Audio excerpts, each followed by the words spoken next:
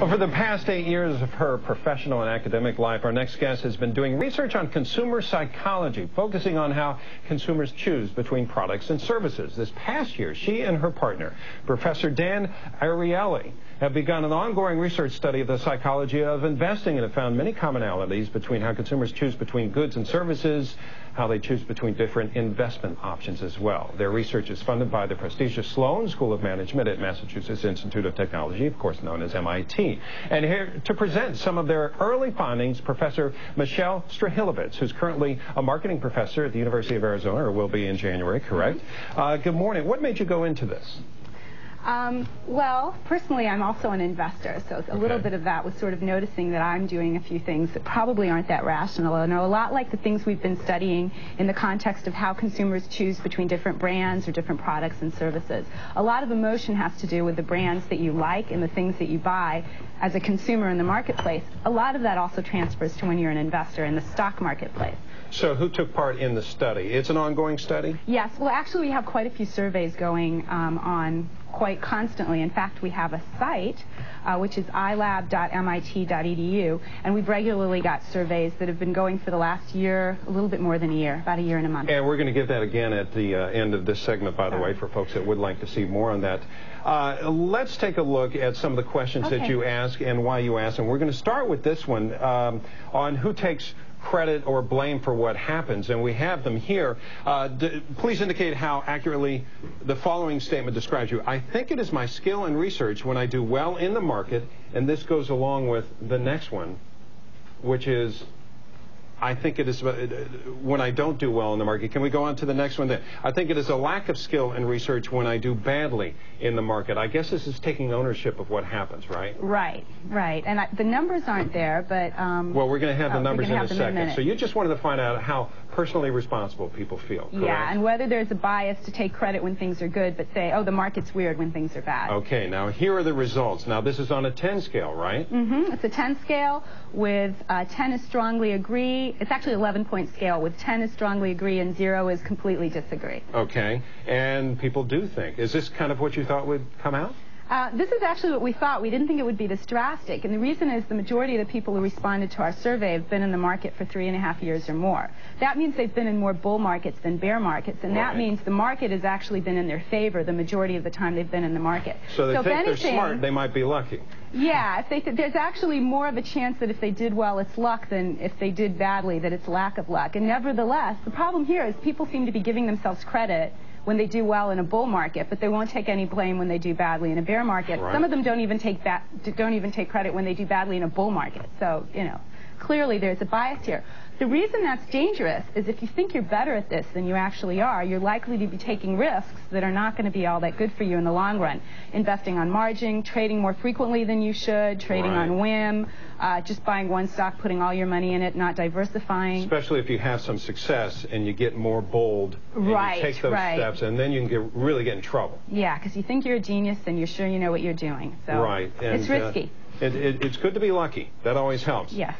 In a bull market, it makes everybody look smart. Let's go on to the next question. You wanted to look at what in this? Research emphasis as far as what people do. I usually spend more time researching stocks before I buy them than before I sell them.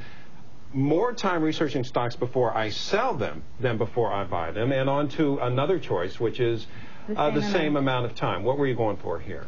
Well, there's some other questions, and I don't think we have the slides for them. We were also interested in their emotions both before they make a purchase and before they make a sale, and also how they feel after the fact. So one of the questions we asked is, do you worry more before you buy or before you sell? And vast majority said they worried more before they bought. Another question we asked them, do you have more regret for the sales that you've made over your investment history or the purchases? Turns out vast majority have more regret for the sales they've made than for the purchases. Why? Well, oftentimes people do more research. As you can see right here, the vast majority do more research on the buy side. even more do research on the buy side than do the same amount, which is probably the optimal thing. Only 5% do more research before selling. So that means they're studying and really looking into the data before they buy, but they sell on whim, either because the stock went up and they're all excited, they want to realize that gain, or because it's gone down and they're panicking, so they sell. And the truth is, it's just as important when you sell and what you sell and when you hold on is what you buy and when you buy. People should be doing more of the research on the sell side. What clearly. kind of research are you talking about? What the earnings were, what their market share is, those kinds of things? The same time that you spend to find out if it's a good time to buy a particular security, you should also be spending to decide whether it's a good time to let go of it or hold on to it. Okay. Let's get on to the third, the personification of stocks. And by this, for this, you ask, buying shares of a stock you have owned and made money on before, would you feel most or least comfortable with that? Right. Never owned before.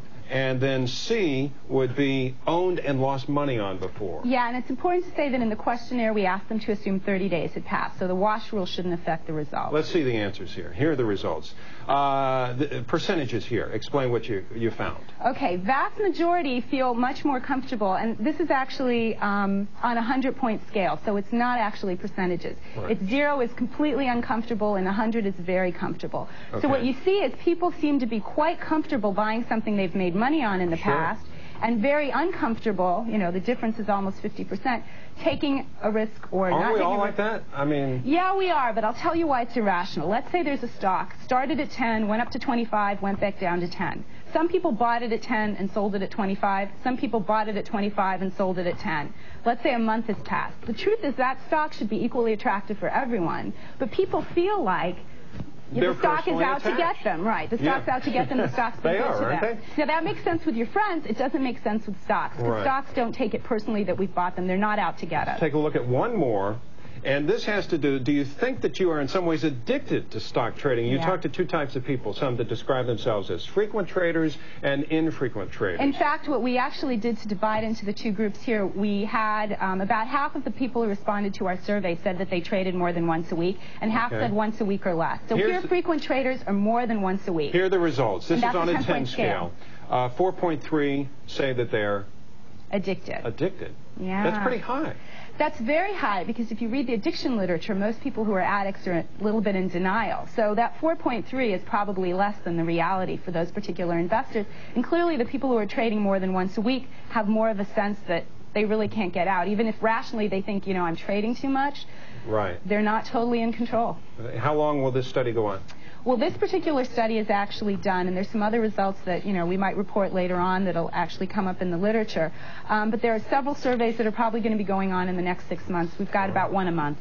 Thank you, Michelle. Yeah, Thanks for being here. Michelle is Professor Michal Strahilevitz, and if you'd like to participate in the ongoing research that she is working with, head over to the MIT Sloan School of Management website at iLab.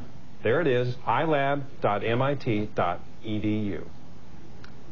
That is it from here. Liz. Bob.